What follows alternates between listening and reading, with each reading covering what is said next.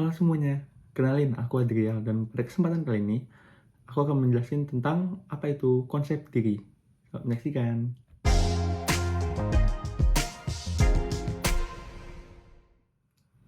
Jadi tentang siapa kita? Setiap dari kita pasti memiliki jawaban dari pertanyaan siapa kita? Kita pasti memiliki ide tentang diri kita yang bukan berasal dari momen-momen tertentu seperti saya sedang bahagia sekarang, tetapi sesuatu yang lebih stabil yang ada sepanjang hidup kita seperti saya adalah orang yang bahagia. Konsep diri adalah sekumpulan ide-ide stabil yang dimiliki oleh seseorang terkait diri mereka sendiri. Konsep diri adalah identitas dari mereka sendiri. Nah, konsep diri ini terdiri dari 3 komponen, yaitu memiliki banyak bentuk, sebagian kecil subjektif, serta dapat bertahan dalam waktu yang lama, tetapi dapat berubah seiring berjalannya waktu. Nah, pada kesempatan kali ini, kita akan membahas setiap karakteristik dari konsep diri tersebut.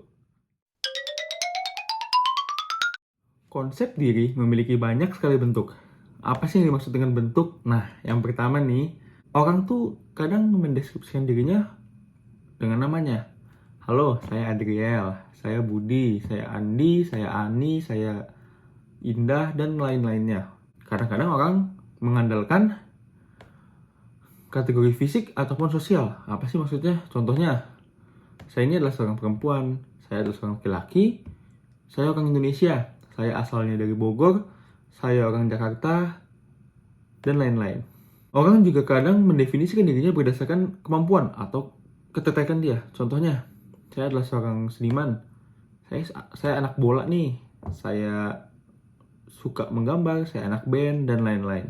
Ada juga yang mendefinisikan dirinya berdasarkan relasinya dengan orang lain. Contohnya, saya adalah seorang ibu, saya bekerja untuk orang-orang kecil, saya menghabiskan waktu saya di akhir pekan untuk membantu orang-orang yang tidak memiliki rumah. Hal seperti itu. Lalu, yang terakhir, kadang orang juga mendeskripsikannya berdasarkan evaluasi mereka terhadap dirinya sendiri. Contohnya, saya adalah orang yang jujur, saya adalah orang yang baik, saya rajin menabung, dan lain sebagainya. Semua deskripsi itu nggak salah, mereka semua menggambarkan diri kita masing-masing. Tetapi, itu tidak menggambarkan semuanya. Dengan kata lain, setiap konsep tersebut hanya menggambarkan sedikit saja bagian dari diri kita.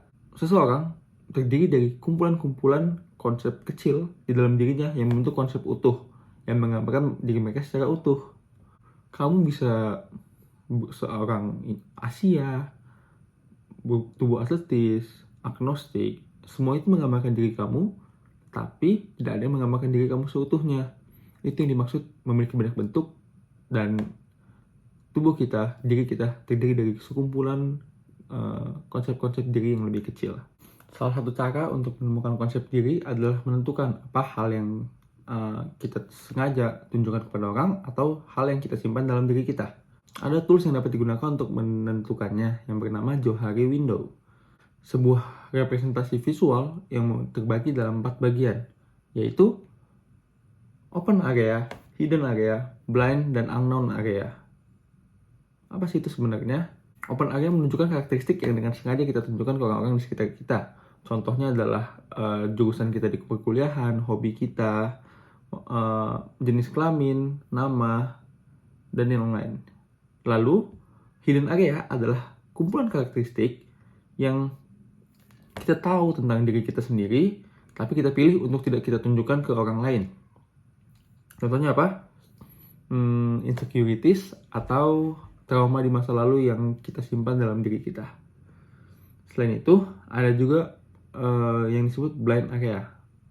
Blind area adalah sesuatu yang kita nggak tahu, tapi orang lain tahu akan diri kita. Apa sih contohnya? Orang-orang akan melihat kamu sebagai seorang yang pemarah gitu, meskipun kita sendiri nggak tahu gitu bahwa kita adalah seorang yang cukup emosional. Nah, terakhir adalah unknown area. Unknown area adalah area yang saya tidak tahu dan orang lain juga tidak tahu. Contohnya adalah akan menjadi orang tua seperti apa saya ketika saya besar nanti, atau bagaimana saya dalam 20 tahun ke depan, kan tidak ada yang tahu ya. Jadi itu adalah contoh sifat yang termasuk dalam unknown area. Dari keempat aspek tersebut, tidak semuanya tuh sama-sama seimbang gitu antara satu sama lain pada setiap pribadi orang. Apa sih maksudnya? Contohnya nih saya adalah seorang yang pemalu yang lebih sedikit membagikan informasi tentang saya kepada orang di luar dan lebih banyak menyembunyikan informasi tentang diri saya. Oleh karena itu, dapat dikatakan bahwa aspek dari hidden area saya akan lebih banyak, lebih besar dibandingkan aspek dari open area. Di lain hal, rekan saya, orang yang cukup terbuka dan willing untuk membagikan informasi dari dia kepada orang-orang di sekitarnya, akan memiliki aspek open area lebih besar dibandingkan hidden area miliknya, karena cukup banyak informasi dari dirinya yang dibagikan kepada orang lain. Nah, selain daripada itu, Johari Window ini juga dapat kita lihat di apa yang kita sebut online image dari kita, representasi digital dari diri kita. Contohnya adalah di laman Facebook kita masing-masing, di mana kita menaruh hal-hal tertentu, dan kita memilih untuk tidak menaruh hal-hal tertentu, yang bisa disebut open area dan juga hidden area. Kita yang menentukan apa yang ditunjukkan di laman sosial media kita.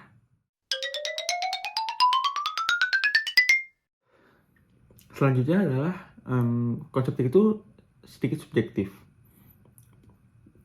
Kadang kita menyampaikan fakta-fakta objektif tentang diri kita. Contohnya adalah tinggi saya 172 cm, saya tinggal di Bogor, saya lahir di New York tapi saya pindah kerja ke Washington karena keperluan pekerjaan, dan lain sebagainya. Hal-hal tersebut sesuatu yang dapat dilihat oleh orang dan sebuah fakta.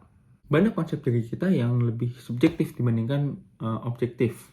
Yang dimaksud dengan subjektif adalah banyak hal-hal yang berdasarkan impresi dari diri kita terhadap diri kita sendiri dibandingkan fakta-fakta objektif. Nah, terkadang penilaian diri kita terhadap diri kita sendiri itu hal-hal yang positif. Contohnya kita menganggap diri kita pintar atau kita menganggap diri kita rajin. Dan bahkan banyak orang yang menganggap dirinya seperti itu karena berdasarkan riset yang dilakukan di Amerika Serikat, ketika mereka menanyakan ke sebuah kelas tentang seberapa pintar Anda, semua orang menyatakan bahwa diri mereka tuh orang yang memiliki kecerdasan di atas rata-rata. Semua orang, ya dimana secara matematis itu tidak mungkin ya, masa semua di atas rata-rata, lalu siapa rata-ratanya gitu kan.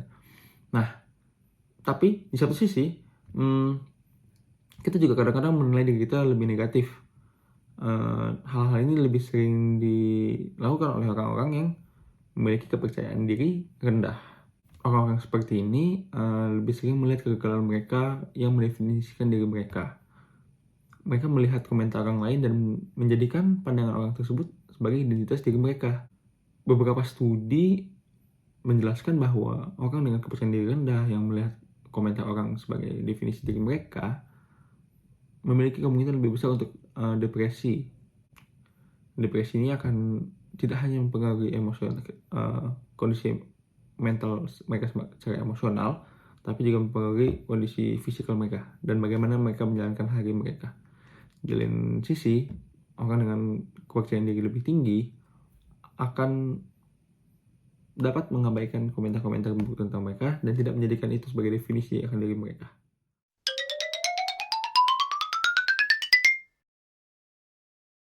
Terakhir, konsep diri ini dapat bertahan dalam waktu yang lama, tapi berubah seiring berjalannya waktu. Nah, kita sebagian besar dari konsep diri itu akan bertahan dan akan berubah seiring berjalannya waktu. Banyak faktor yang mempengaruhi, seperti bagaimana dan di mana kita tumbuh, dan oleh siapa saja kita bergaul, berteman, dan lain-lain. Nah, penelitian ini menyatakan bahwa kita sendiri sering mengelilingi diri kita dengan orang-orang yang melihat diri kita seperti kita melihat diri kita. Apa sih maksudnya? Contohnya nih, saya sebagai orang yang positif akan lebih senang dan mendekatkan diri saya kepada orang-orang yang melihat diri saya sebagai orang yang positif juga. Sebaliknya, orang yang negatif akan cenderung mengelilingi dirinya dengan orang-orang yang melihat dirinya sebagai seorang yang negatif juga. Oleh karena itu, konsep diri akan lebih tahan terhadap perubahan. Meskipun begitu, konsep diri tetap dapat berubah hal-hal yang dapat berubah seperti perubahan akibat perkembangan maupun kejadian-kejadian dalam hidup yang cukup signifikan. Berdasarkan penelitian, pada usia 14 sampai 23 tahun orang-orang cenderung memiliki perubahan yang besar dalam konsep dirinya. Hal ini dapat dikaitkan dengan usia yang beranjak dari anak kecil, usia remaja menuju dewasa muda. Pada waktu-waktu tersebut, orang-orang akan dihadapkan dengan pilihan antara hal-hal yang dipelajarinya sepanjang masa kecil dan juga pengetahuan yang mereka dapatkan di usia yang lebih dewasa. Nah, 80% orang yang pada usia tersebut mengalami peningkatan ataupun pengurangan kepercayaan diri pada periode tersebut. Selain itu, orang juga dapat, seperti telah dijelaskan sebelumnya, orang dapat mengalami perubahan akibat ada kejadian besar dalam hidupnya. Contohnya, seseorang kehilangan pekerjaan dan juga ditinggalkan oleh orang-orang sekitarnya dan menjadi kehilangan rumah, lalu dia melihat dirinya lebih dewasa dan bagaimana dia menyikapi teman-temannya yang mungkin tidak dekat lagi akibat kondisinya itu, dan dia berubah menjadi lebih pendiam dan mau bergaul dengan orang-orang yang tidak punya rumah, yang senasib dengan dia. Meskipun begitu, tidak semua tentunya kejadian dalam hidup mengubah diri, dan konsep diri tidak labil itu yang dapat berubah-ubah dengan mudah akibat banyak kejadian dalam hidup. Nah,